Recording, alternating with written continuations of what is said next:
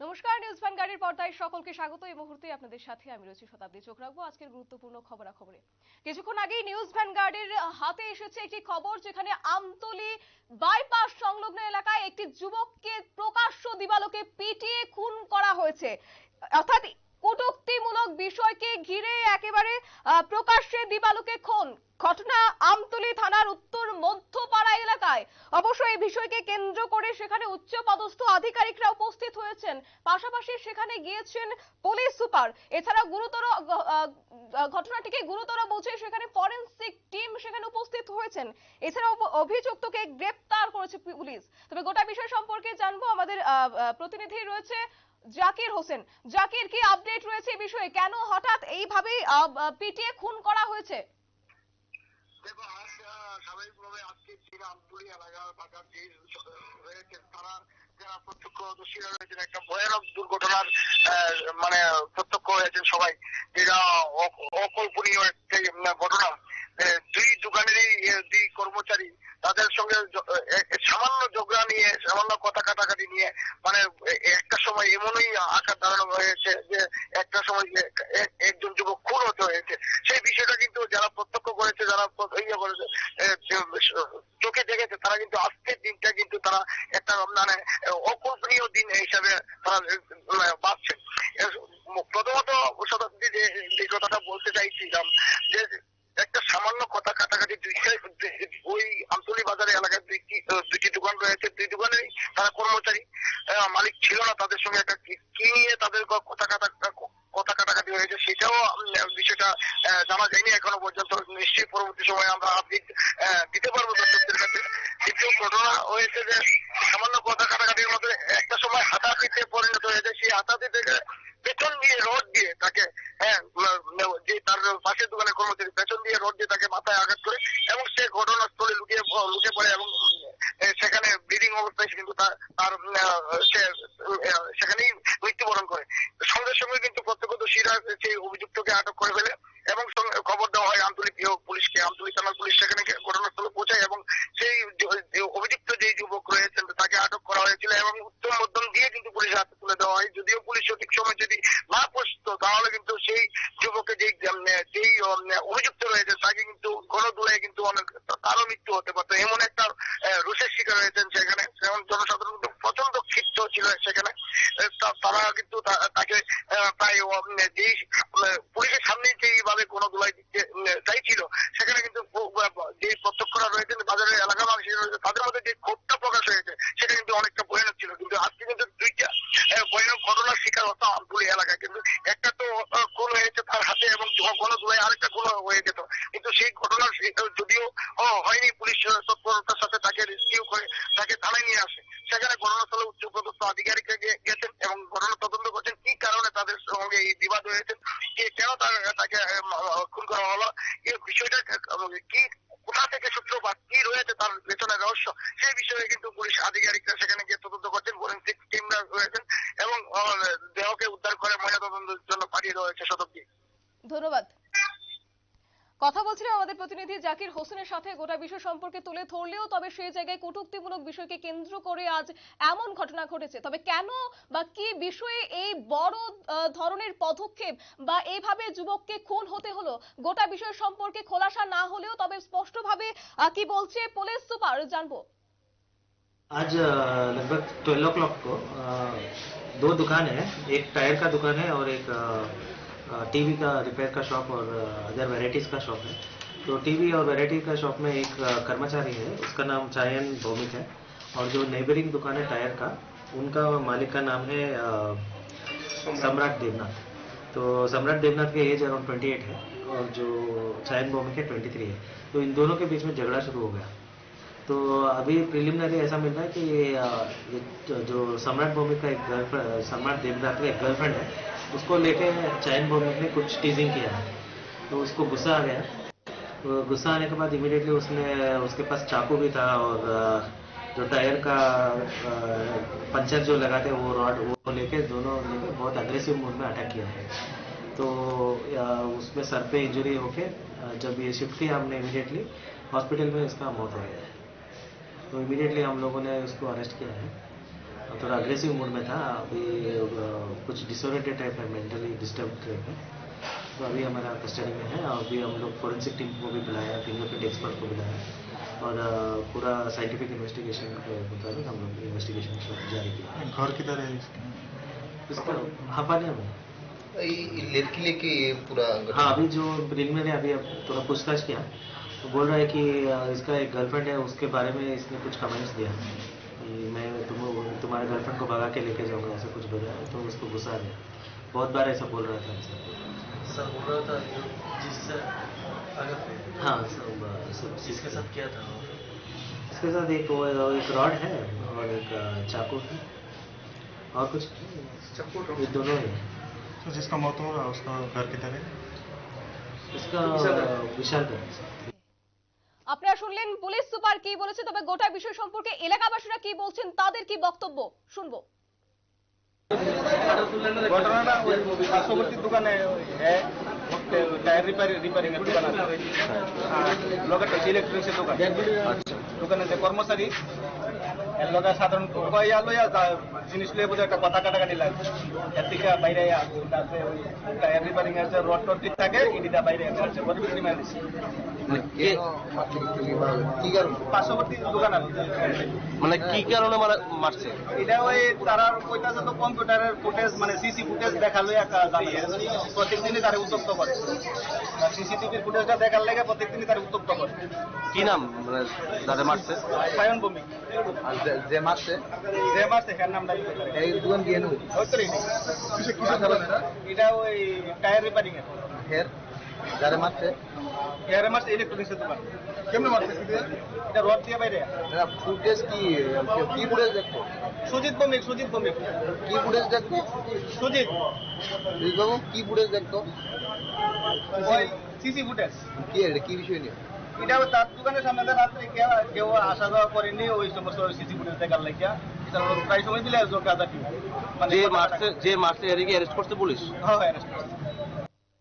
আপনারা শুনলেন সংশ্লিষ্ট স্থানীয় বাসিন্দা কি বললেন, তবে সেক্ষেত্রে বলা যায় কটূক্তির কারণেই আজকের এমন ঘটনা। সেই জায়গায় বলা যায় যে সিসি ফুটেজ সংক্রান্ত বিষয়ে প্রথমে হাতাহাতি, পরবর্তী সময়ে খুন করা হয়েছে। তবে গোটা বিষয় সম্পর্কে আমরা সরাসরি চলে যাব, আমাদের প্রতিনিধি সুপ্রীতি মুখার্জি রয়েছে নিউজ রুম থেকে। সুপ্রীতি কি বলছে জানবো। সুপ্রীতি, একদিকে লক্ষ্য করা গেছে সিসি ফুটেজ সংক্রান্ত বিষয়, অন্যদিকে কিছুটা হলেও পুলিশ সুপার জানিয়েছে প্রণয় ঘটিত কিছু সম্পর্ক রয়েছে। তবে গোটা বিষয় সম্পর্কে খোলাসা না হলেও তোমার কাছে কি আপডেট রয়েছে? এক ঘটনা যদি বলি, সেই জায়গাতে দাঁড়িয়ে ঘটনার সম্পর্কে আমরা জানতে পারছি যে আনুমানিক সকাল 10টা নাগাদ আজকে আমতলী বাইপাস সংলগ্ন এলাকায় ঘটনার সূত্রপাত, যেখানে আমতলী থানার অন্তর্গত ঘটনা প্রসঙ্গে জানা যায় যে দুটি দোকান রয়েছে। আমি তোমাকে একটু বলি যে প্রথমে একটি টায়ার দোকান এবং সেই দোকানের মালিক রয়েছেন সম্রাট দেবনাথ।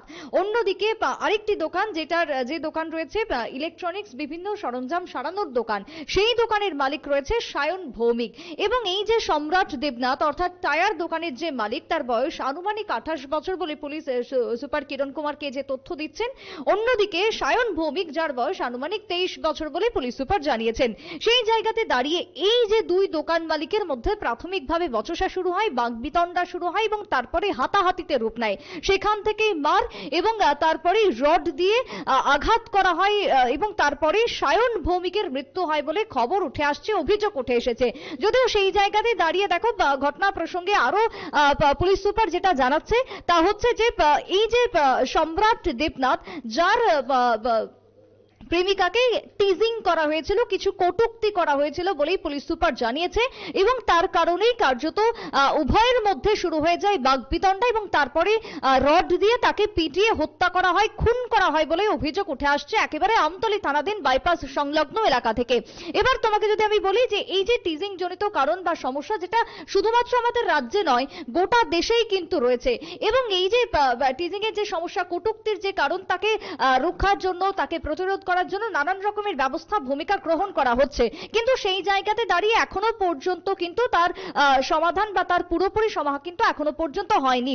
সেই জায়গাতে দাঁড়িয়ে এখনো পর্যন্ত পুলিশ সুপার যেটা জানাচ্ছেন যে অভিযুক্তকে ইতিমধ্যে গ্রেপ্তার করা হয়েছে, অ্যারেস্ট করা হয়েছে এবং তাকে কাস্টাডিতে রাখা হয়েছে এই মুহূর্তে। এবং তার সঙ্গে যে ধারালো অস্ত্র, বিশেষ করে রড সেই জায়গা থেকে উঠে আসছে, প্রত্যক্ষদর্শীরাও যে কথা জানাচ্ছেন যে রড দিয়ে তাকে মারা হয়েছে, আঘাত করা হয়েছে, মাথাতে তাকে জোরালো আঘাত করা হয় এবং রক্তাক্ত হয়, লুটিয়ে পড়ে মৃত। এবং পরবর্তীতে তাকে ধারালো অস্ত্র পাওয়া গেছে ঘটনাস্থল থেকে। অর্থাৎ একদিকে যেরকম যে রডটি ব্যবহার করা হয়েছিল সায়ন ভৌমিককে মারার ক্ষেত্রে, সেই রডটিকে যেরকম ভাবে বাজেয়াপ্ত করা হয়েছে পুলিশের পক্ষ থেকে, অন্যদিকে একটি ধারালো ছুরি পাওয়া গেছে, সেই ছুরিটাকেও বাজেয়াপ্ত করা হয়েছে।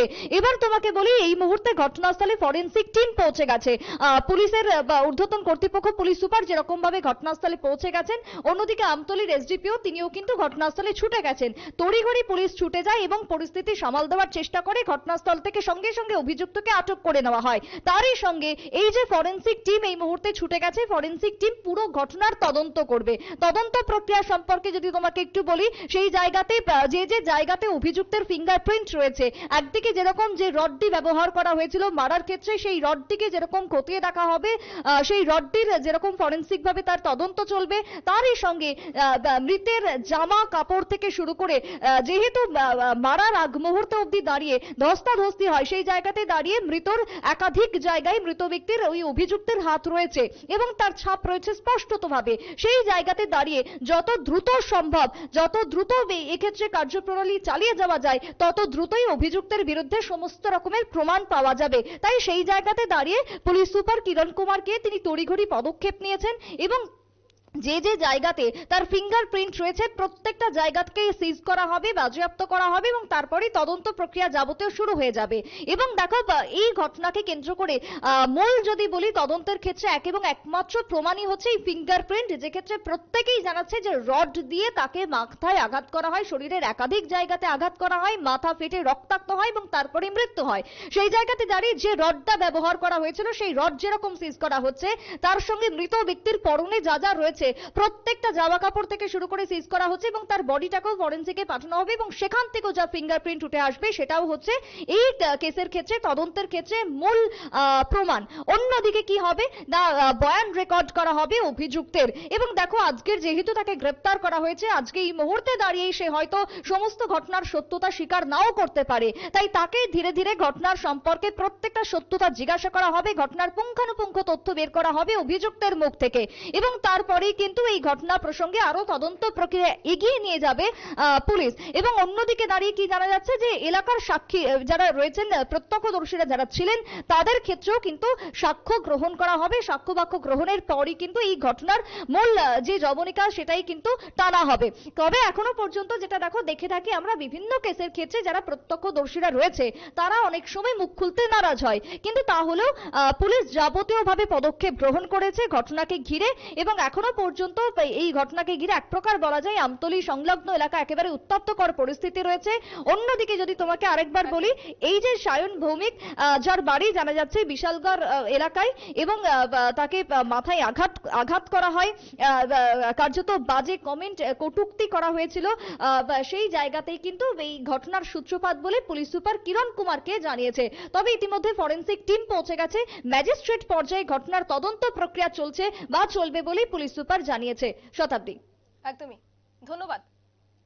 কথা বলছিলাম আমাদের প্রতিনিধি সুপ্রীতি মুখার্জির সাথে, গোটা বিষয় সম্পর্কে তুলে ধরেছে। একদিকে বলা যায় প্রণয় ঘটিত সংক্রান্তের জেরেই কিন্তু আজকের এই বচসার রয়েছে এবং এই বচসার জেরেই কিন্তু একটা সময় পরিস্থিতি উত্তপ্ত হয়ে পড়ে এবং এই উত্তপ্ত পরিস্থিতিতে কিন্তু একেবারে খুন হয়েছে এবং রক্তাক্ত অবস্থায় আজ তাকে উদ্ধার করা হয়েছে এবং মৃত্যু ঘটেছে এই যুবকের। তবে গোটা বিষয় সম্পর্কে আমরা সরাসরি চলে যাব, পুরুষোত্তম রায় বর্মন রয়েছেন বিশিষ্ট আইনজীবী, মানবাধিকার কর্মী। পুরুষোত্তম বাবু, আপনাকে প্রথমে নিউজ ভ্যানগার্ডের তাই স্বাগত জানাচ্ছি। নমস্কার, বলুন। কিছুক্ষণ আগে নিউজ ভ্যানগার্ডের হাতে এই খবরটি উঠে এসেছে যেখানে আমতলী এলাকায় এমন ঘটনাটি ঘটেছে। তবে গোটা বিষয় সম্পর্কে এই ঘটনাটিকে কি বলবেন আপনি? না, এ তো শহরে খুন হওয়া তো আতঙ্কের বিষয় এবং আমি বলবো এই রাজ্যে আইন শৃঙ্খলা পরিস্থিতি খুবই বিপন্ন এবং প্রশাসন, পুলিশ, আরক্ষা দপ্তর অপরাধীদের বিরুদ্ধে কোনো ব্যবস্থা না নেওয়ার ফলেই আজকে অপরাধীরা অপরাধ করার ছাড়পত্র, অবাধ ছাড়পত্র পেয়ে গেছে। আমতলীর ঘটনা যেটা হয়েছে, আমি দাবি করব যে পুলিশ যথাযথ তদন্ত করবে, নিরপেক্ষ তদন্ত করবে, দলীয় চাপের কাছে নত না হয়ে সঠিক সুষ্ঠু তদন্ত করে অপরাধীদের শনাক্ত করে অপরাধীদের শাস্তির জন্য প্রয়োজনীয় ব্যবস্থা নেবে। এটি আমরা সাধারণ নাগরিক আমাদের দাবি, কিন্তু আমাদের প্রত্যাশা দাবি, এবং এটা সরকার এবং প্রশাসনের দায়িত্ব এটা করার। কিন্তু অধিকাংশ ক্ষেত্রে তারা করেন না বলেই শহরে, রাজ্য জুড়ে আইন শৃঙ্খলা পরিস্থিতির অবনতি ভয়ঙ্করভাবে হচ্ছে। একদমই তো বিভিন্ন সময়ে কিন্তু এই ঘটনাটিকে প্রত্যক্ষ করা যায় যে ইপটিজিং বা এই কটূক্তিমূলক কারণে বচসা করছে, আজকেও সেম একই ভাবে এই ঘটনা। তো বিষয়টিকে আগামী দিনে রোখার জন্য কি ব্যবস্থা গ্রহণ করা দরকার বলে মনে করা প্রথমত হচ্ছে? কেন খুন হয়েছে এটা তো তদন্ত করে বলতে হবে। তদন্ত করার আগে যদি পুলিশ বলে দেয় তাহলে তো বলতে হবে গোড়ায় কোনো গলদ আছে। আগে তদন্ত হোক, সঠিক তদন্ত হোক, ঘটনার পেছনে কি কারণ আছে, কারা দায়ী, কারা যুক্ত, এগুলো নির্দিষ্ট করা হোক। আমি পুলিশের মুখের কথার উপর ভিত্তি করে কিছু বলবো না। আর কেন খুন হয়েছে, কারা খুন করেছে, এগুলো তদন্ত করে বের করুক, বিশ্বাসযোগ্য সঠিক তদন্ত। পুলিশ তার পেশাগত দায়িত্ব পালন করুক, সেটাই করে না, এটা করা উচিত। আর কটূক্তি না কি সেটা নিয়ে আমি কোনো মন্তব্য করবো না, কারণ আমি তো ঘটনা তদন্ত করিনি, আর আমাদের তদন্ত করার দায়িত্ব নেই। তদন্ত করার দায়িত্ব পুলিশের। পুলিশ এই কাজটা সঠিকভাবে করলেই সমস্ত ঘটনা একটা সঠিক কিনারা হয়। ঠিক আছে, ধন্যবাদ। ধন্যবাদ। কথা বলছিলাম আমার পুরুষোত্তম রায় বর্মন, বিশিষ্ট আইনজীবী এবং মানবাধিকার কর্মী। তবে সেক্ষেত্রে বলা যায় যে এই যে ঘটনা, যেখানে এই ঘটনাকে ঘিরে কিন্তু একেবারে গোটা এলাকায় চাঞ্চল্যকর পরিস্থিতি তৈরি হয়েছে। তবে আজকের এই ঘটনাকে কেন্দ্র করে উচ্চপদস্থ কর্তারা সেখানে গিয়েছেন, পুলিশ সুপার গিয়েছেন, এছাড়াও আমতলীর এসডিপিও সেখানে উপস্থিত হয়েছেন এবং ফরেনসিক টিম সেখানে উপস্থিত হয়েছেন। তবে গোটা বিষয়টিকে এখন তদন্তের সাপেক্ষে নেওয়া হচ্ছে। আগামী দিনে কি হয়, কি বেরিয়ে আসে, তাই কিন্তু এখন দেখার। নিয়ে নিচ্ছে ছোট্ট একটি বিজ্ঞাপন বিরতির সঙ্গে থাকুন।